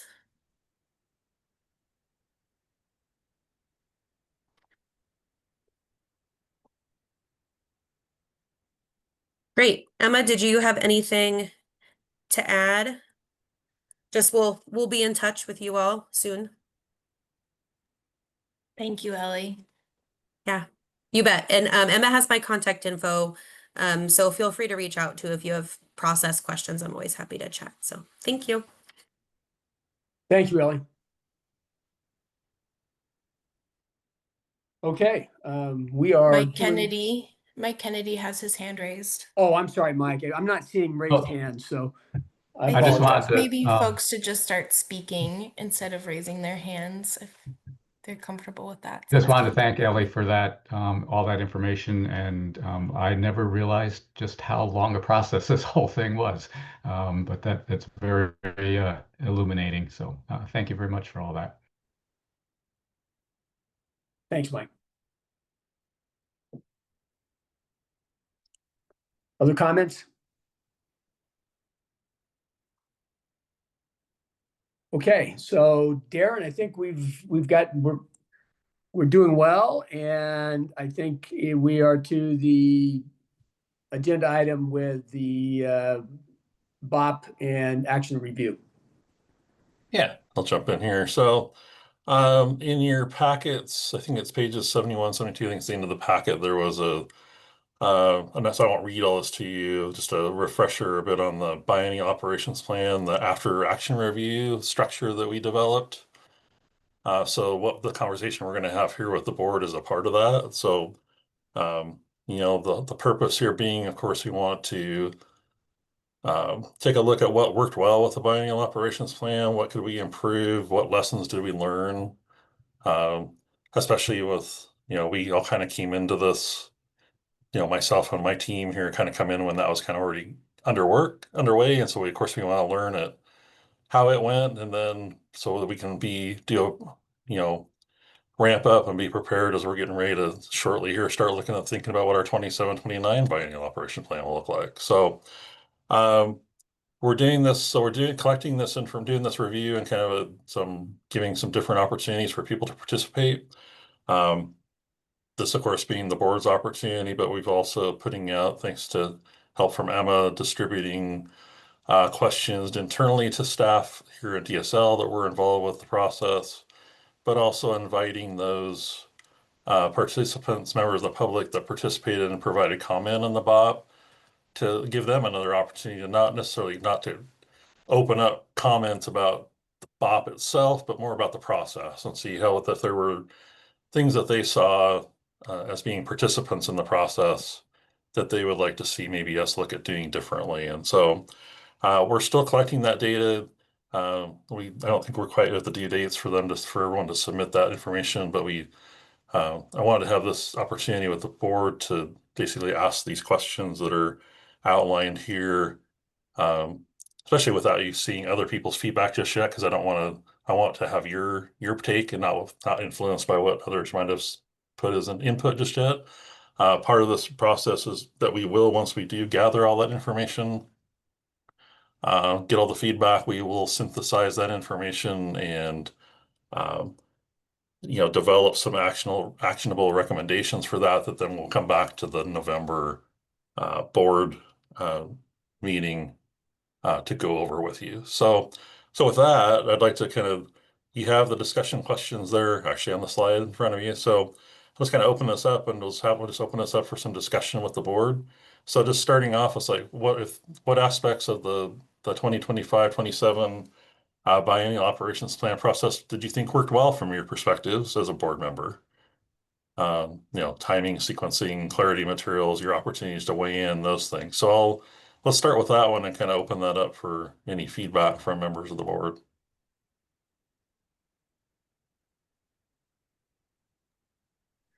I'll pop in. Thanks for just like taking time to review process. I think that's so often missed. So I really appreciate that you're doing that and that you're engaging the public in it as well.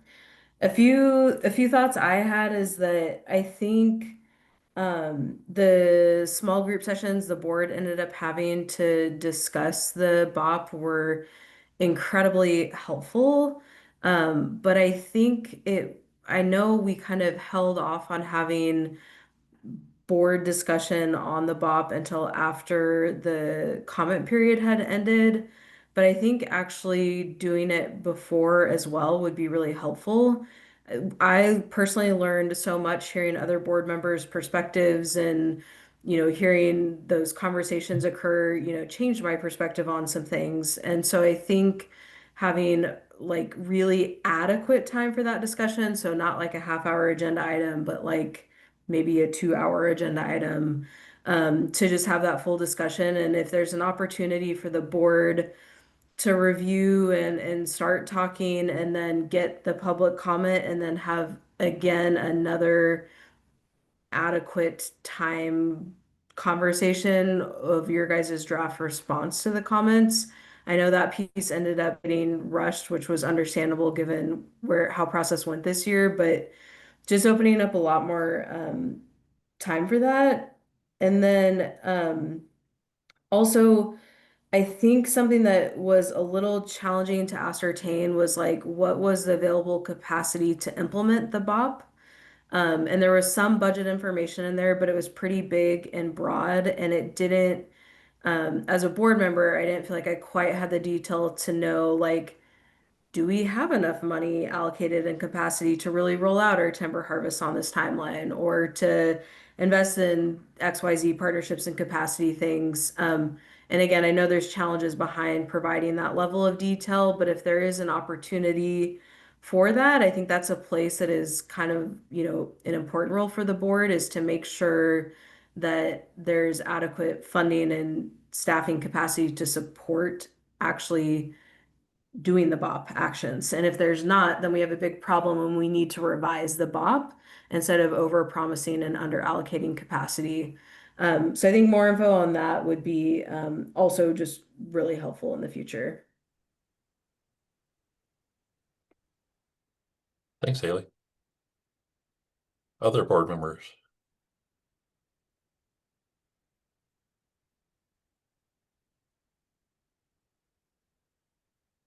Keith. Yeah, thanks. I think Haley's point was really well made about a relatively thick or large amount of time for the board to engage early in the process. I think in a regular board meeting, I think it'd be great.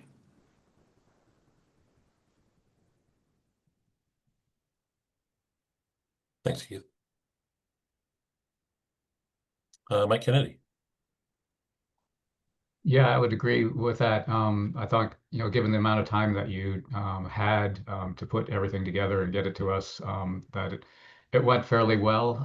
I would echo, it'd be nice to have more time and perhaps doing something like Ellie put out with a timeline on when we would do this part of the process and another part of the process. And so we get it planned out so make sure that we have plenty of time to do all the work and you as staff have the time that you need too. Obviously, the 2025-27 plan had to be put together pretty quickly. The 28-29 plan, I'm assuming you're starting to think about planning on that already. So it'd be good to get into some type of schedule that we could count on for the future. But I felt you did a good job with the time that you had, and it'd be, like I said, great to have more time to look at all the options and hear public comment and all. So we could actually integrate some of that public comment into our thoughts and all too.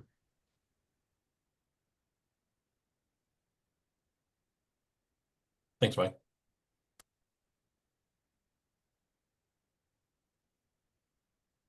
Any other comments on that question? Otherwise, I'll kind of read these other couple and then kind of leave it open for anyone that wants to respond to those questions or any of this here. So the other couple questions here, I'm not seeing any other hands right this second. So the other two questions we had posed for the board to respond to was what challenges or barriers did you encounter in fulfilling the board's role in reviewing and recommending the biennial operations plans?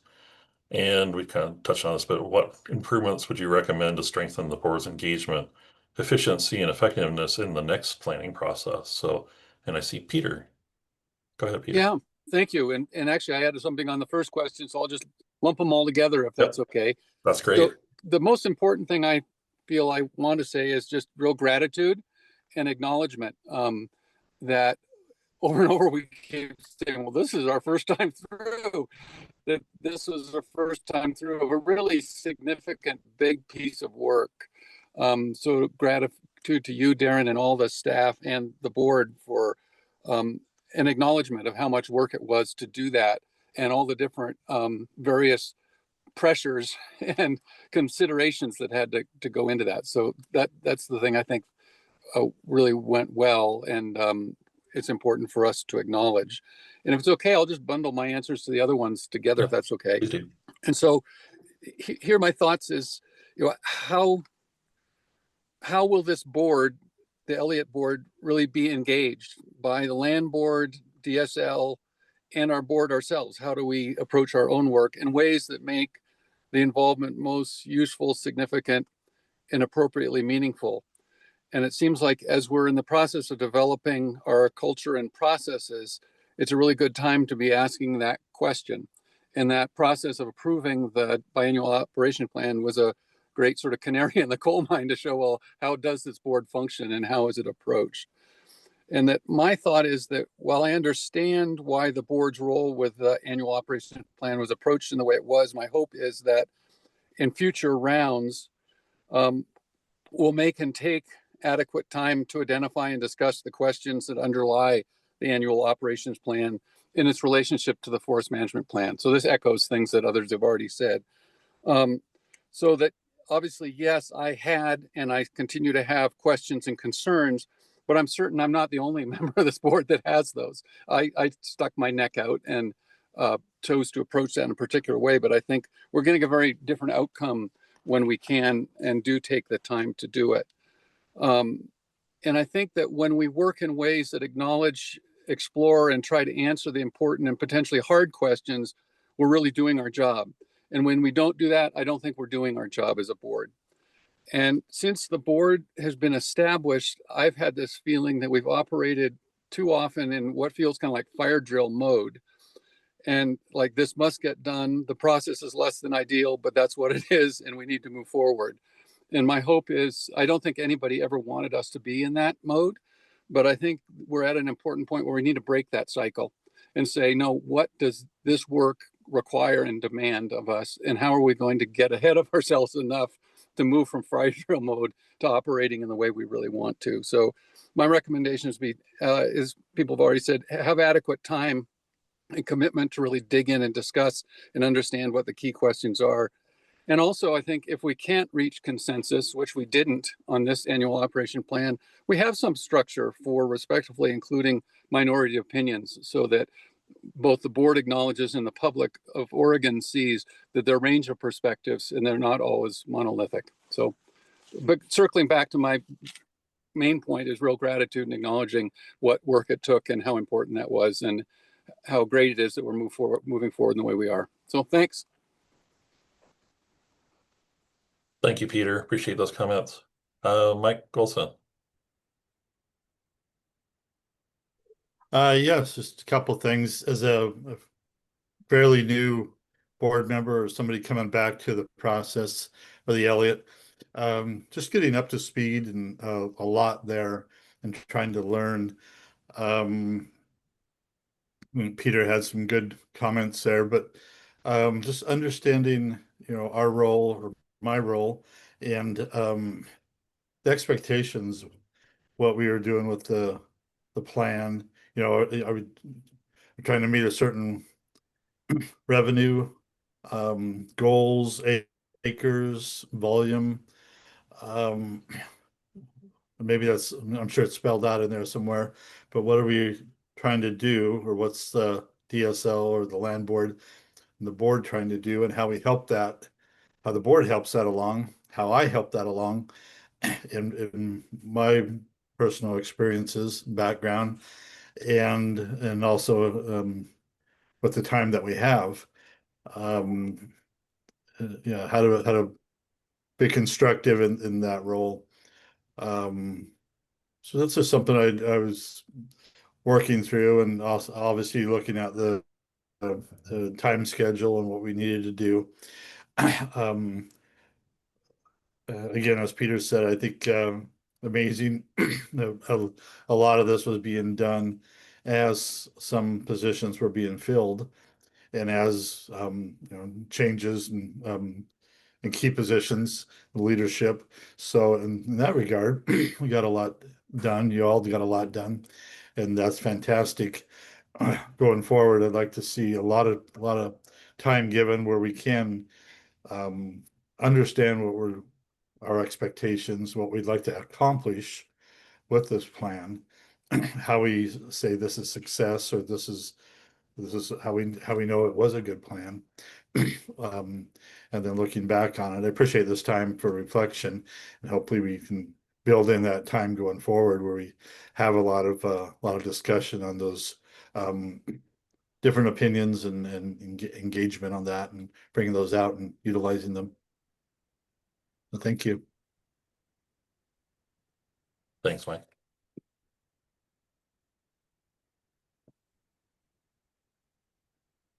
Pausing and looking at my screen here, not seeing any other raised hands. Any other comments?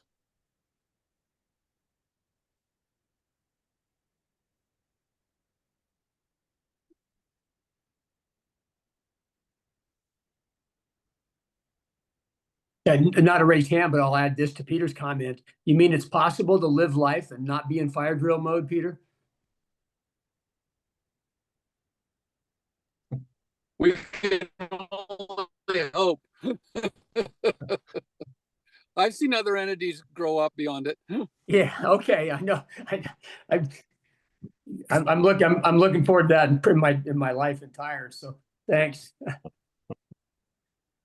No, I think both the board members of the board and staff have certainly over the last few months have recognized and that there have been a number of situations where we're doing kind of some one-offs and some things that we certainly would not do things the way we plan to do in the future. And so, but it's good to think we're all on the same page here about that there's opportunities, and why we want to gather this feedback, because we definitely want to look at how to do the process, since we obviously are going to have more time ramping up to our next process about how we're going to do it and how we're going to integrate the board's feedback and involvement, and how we roll things out, and just look at how we can do a better job going forward. It's always good to reflect, to take time to reflect and recognize that you almost always can do better on stuff. So it's always good to reflect and come back on that and be prepared for the next rollout. So I think another thing for us to be mindful of is how well we do this will create an atmosphere that either will attract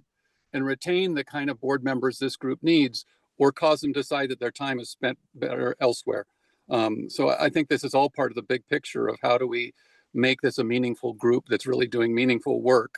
And the future of the forest, I mean, it's maybe overly dramatic, but I think the future of the Elliott hangs in the balance of being able to attract and retain the kind of people who want to commit to doing this work. a point well taken, Peter, because that's certainly from my perspective as the manager, but that's what I look to the board is that's what part of what you're here for, is to advise and make it. So having those people advise and make recommendations and help me manage this. And so, yeah, I want this to be I want it to be where the board members feel like they're engaged and feel like they're part of it, and they're actually have a meaningful role in the management of the Elliott. So exactly what you said, Peter. And so also because that doesn't, if I don't have members of the board that are engaged and digging into things, want to dig into things with me and provide that and work with me to come up with solutions, that's what I need to be, for what we all need to be successful. And so certainly want to strive to have that feeling for board members that you feel like the time that you're putting into this is worthwhile. So I just want to second that.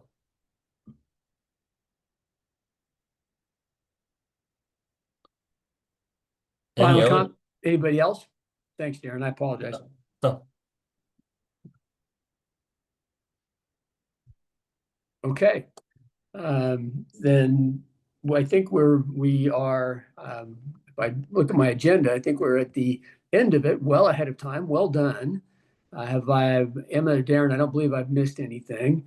So at this point, then I will, before I wrap it up, I'll seek any comments on any subject that we've touched on today from board members or staff. Does anybody want to jump in?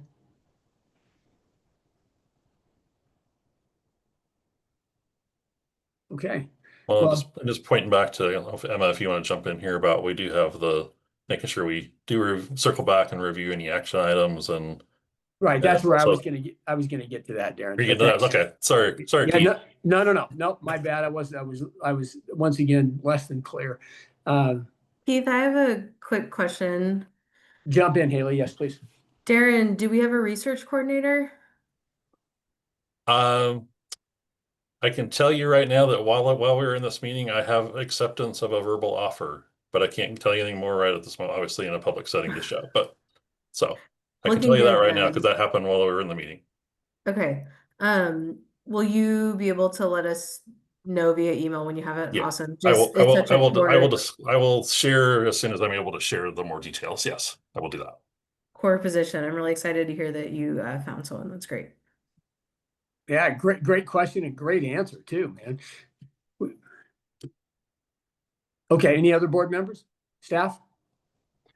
A question. I don't know if this follows later on, but as far as the committees, the board committees, are those being filled? I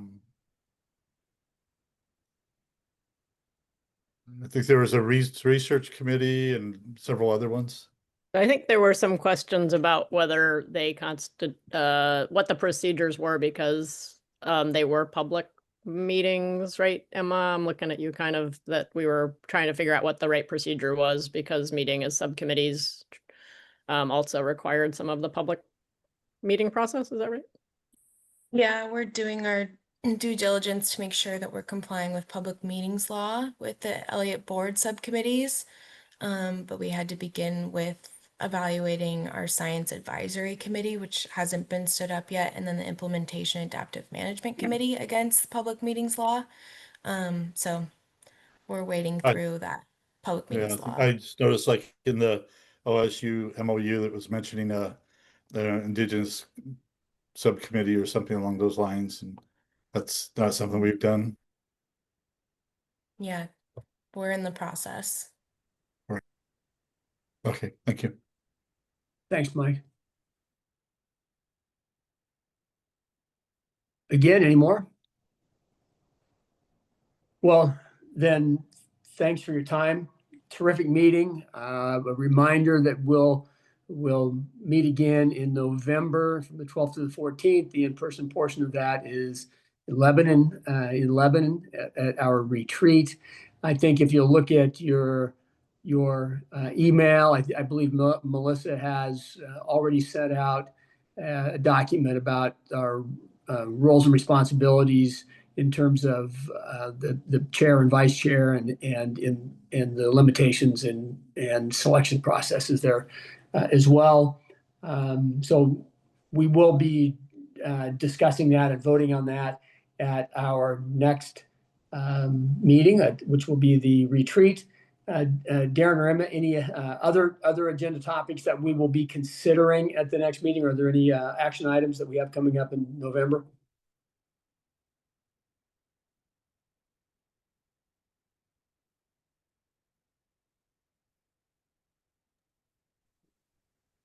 Okay. Not that I can think of off the top of my head. Yeah, that's why I was deferring to Emma. Had a probably better grasp on that off the top of my head right now. That's good. Okay, I didn't think we had any in from previous discussions. And with that, then I'm going to say Well done. So Keith, Go two ahead. things, sorry to interrupt. Hannah had some additional action items that she caught, but before Hannah shares those, maybe Mike Kennedy has his hand raised. Okay. Again, I'm not seeing raised hands, so I apologize. Just a quick note, for our November meeting, it would be good to get a update on the carbon project too. If we could have that, maybe, I think it's been suggested that that be kind of a standing update whenever it's useful anyway, if things change or don't change. It'd be good to know. And also maybe an update on relationships with tribal groups, where we are with that would be great to know.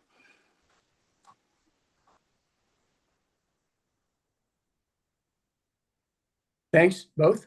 If we were, as far as those are good agenda topics. One, I think I mentioned earlier, expectations. I'd like to understand better about the budgeting and finance expectations of the Elliott, where we, as far as timber sales and research and revenues coming in, revenues being produced by the Elliott, and if there's some targets that we're eventually supposed to hit rather through research projects or timber sales. And again, maybe this is something a lot of you that have been around for a while understand, but I could use some help with that. We can do that. We can have that discussion and talk about past discussions we've had there. So one thing I was going to say is I think Emma and Darren put together a really nice roadmap for the coming year around both their work and also the board meetings and things like that. So I think looking for where it makes sense for us to delve into some of the update. I think having short updates regularly makes a lot of sense, but I also feel like they put together a nice sort of trajectory there. So in thinking about when does it make sense to weave in those things so we have sufficient time to talk about things rather than having a lot of short time to talk about important issues more frequently. We might want to just look for those, building on what they've already put together, to make sure we really have time to both prepare for discussions and more information and really have time to dig into it. So I want to thank you guys for putting that together. It was super helpful for me to have in mind. And as we are throwing out topics, I think maybe that's just a good thing to kind of circle back to. Thanks, Jen.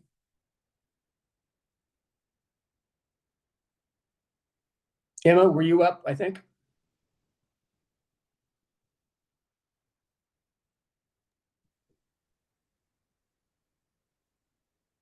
I can share them out, Hannah. So the first was Darren touching base with patrol deputies about whether they have contacted neighboring landowners. So that's an action item for Darren. For those that had thoughts and suggestions for the chair and vice chair responsibilities and appointment process, send those to Keith and Melissa. Do not reply to an email, just send them. And then for Ellie and I, we will create a process for receiving legislative comments from board members. And then we will also consider adding a standing agenda item to report out on timber sale processes. Did I miss anything? Emma, was it legislative comments or concepts? I have legislative comments, but legislative concepts makes more sense. Yeah.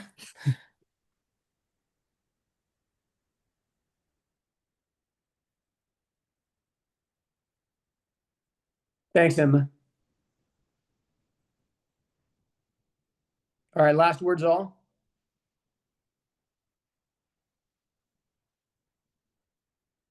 See you all in November, and be well.